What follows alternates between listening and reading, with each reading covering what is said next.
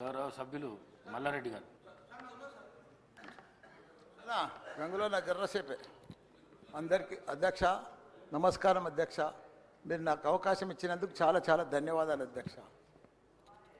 నాకు ఏం చేయాలనో ఎట్లా చెప్పాలనో ఏం చేయాలనో అర్థమైంది లేదు అధ్యక్ష. నేను పాలమ్మిన అధ్యక్ష, పువ్వులు అమ్మిన అధ్యక్ష, పెద్ద పెద్ద విద్యా సంస్థలు తెరిచిన అధ్యక్ష. ప్రపంచంలోనే భారతదేశంలోనే పెద్ద విద్యా సంస్థలు తెలంగాణ ఎవరికన్నా ఉన్నాయంటే అవి మల్లారెడ్డికి ఉన్నాయి అధ్యక్ష. కానీ ఇప్పుడు అంతా అయోమయం ఆగం ఉంది అధ్యక్ష. ఎట్లా అంటే నా మేడ్చల్ నియోజకవర్గం అధ్యక్ష, భారతదేశంలోనే ఏకైక నియోజకవర్గం మేడ్చల్. నేను జిల్లా చెప్తలేను అధ్యక్ష, నియోజకవర్గం నాది పెద్దది అధ్యక్ష. 7 మున్సిపాలిటీలు, 3 కార్పొరేషన్లు, 61 గ్రామాలున్న ఏకైక మేడ్చల్ నియోజకవర్గం మల్లారెడ్డి అధ్యక్ష. మల్లారెడ్డి దాన్ని అతులం కుతులం చేస్తున్నారు అధ్యక్ష. దాన్ని జిహెచ్ఎంసీ అని ఇప్పుడు నా తన 7 మున్సిపాలిటీలు ఉన్నాయి, 3 కార్పొరేషన్లు ఉన్నాయి, 61 గ్రామాలు ఉన్నాయి. అందులో 28 గ్రామాలు తీసి మున్సిపాలిటీలలో కలిపేసారు పక్కకునే గ్రామం. ఆ మున్సిపాలిటీలన్నీ ఇప్పుడు వాళ్ళ పీరియడ్ అయిపోగానే జనవరి 27కు అవి జిహెచ్ఎంసీలో చేస్తారట. నా టైంలో ఒక్కటే పీరియడ్ అయింది వాళ్ళు గెలిచి. నా దగ్గర ఒక్క మేడ్చల్ నియోజకవర్గంలోనే కార్పొరేటర్లు, కౌన్సిలర్లు, మేయర్లు, జిల్లా పరిషత్ చైర్మన్లు, సర్పంచ్లు, ఎంపీటీసీలు, వార్డు మెంబర్లు వీళ్ళందరూ కలిసి ఒక్క మేడ్చల్ల 444 మంది నా తన లీడర్లు ఎదిగిరు అధ్యక్ష. ఇవాళ వాళ్ళంతా మటాష్ అయిపోయారు. మొత్తం సగం మంది కాంగ్రెస్లకే వచ్చారు. అయోమయంలో పడిపోయారు వాళ్ళు మొత్తం కాంగ్రెస్లో.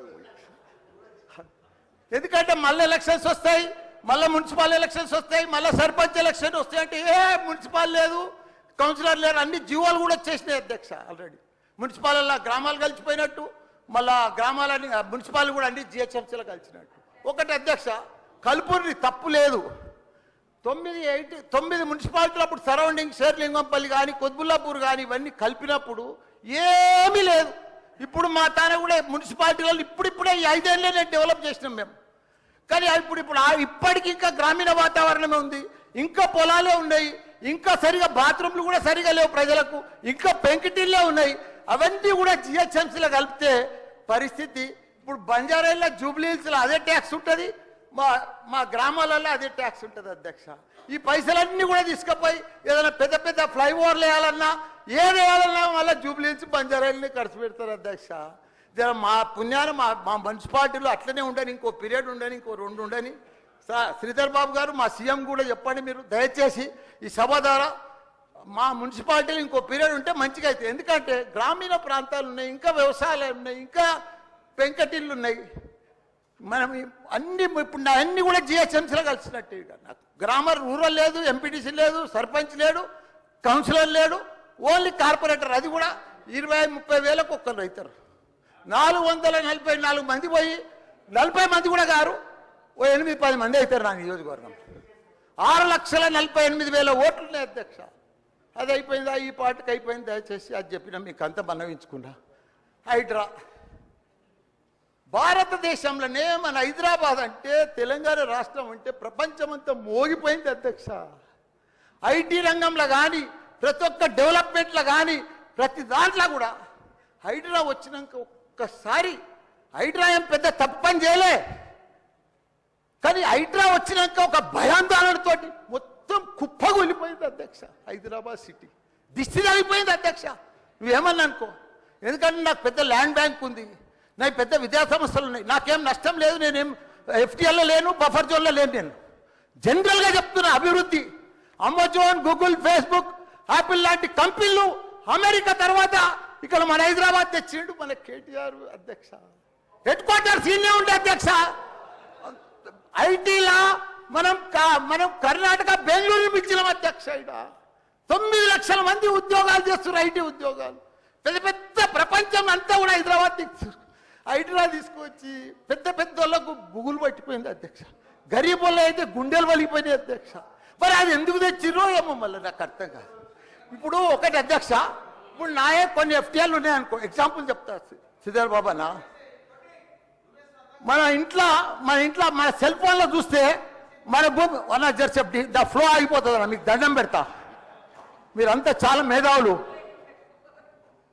మన ఇంట్లో కూర్చొని కూడా మన పొలం హైడ్రాల్ ఉందా, చెరువు ఎఫ్టీఎల్ ఉందా, బఫర్ జోన్లు ఉందా చూసుకోవచ్చు. అంత టెక్నాలజీ వచ్చింది. గూగుల్లోకి పోతే చూసుకోవచ్చు. చూసి ఎవరెవరికి ఉందో ముందే నోటీసులు ఇచ్చి ఓపికతో అర్జెంట్ ఏముంది, తెల్లారి శుక్రవారం పొద్దుగల్లే పోయి శనివారం పొద్దుగల్లే పోయి కూలగొట్టాలని ఏముంది అధ్యక్ష. నిదానంగా వాళ్ళు కూడా మన తెలంగాణ ప్రజలే, వాళ్ళంతా కూడా మీరు ఓటేస్తేనే మనం మంత్రిలో కూర్చున్నాం. మనం అంత ఆదల బాగా ఆధార్ చేసేది, టెన్షన్ చేసేది ఏం అవసరం. మంచిగా నోటీస్ ఇచ్చి బాబు చేంజ్ చేసుకో, మార్చుకో, చూసుకో, నీకు ఇది ఇస్తాం, గరీబోడు ఉంటే ఇది ఇస్తాం, ఈ బెడ్రూమ్లకు అని నిమ్మడంగా చేస్తే అయిపోయాయి కదా. ఇంకా 4 ఏళ్ళు ఉంది కదా మీకు, ఈ ఏడాదిలోనే ఫస్ట్ ఇయర్లో చేయాలని ఏముంది, అన్ని కొన్ని చేసుకుంటా ఉండి. రియల్ ఎస్టేట్ అయితే అధ్యక్ష రియల్ ఎస్టేట్ అయితే కుప్ప కొలిపోయింది. ఏదైనా పెళ్లికి అమ్ముదామన్నా కొంటలేరు ఎవరు, పైసల రొటేషన్ లేదు, వ్యాపారాలు లేవు, బిజినెస్ లేవు, ఏమీ లేవు అధ్యక్ష. దయచేసి మీరన్నీ కూడా ఆలోచన చేయాలని మంత్రులు ఉన్నారు, అందరికి కూడా చెప్తున్నా, అందరికి కూడా దండం పెట్టి చెప్తున్నా. Thank you.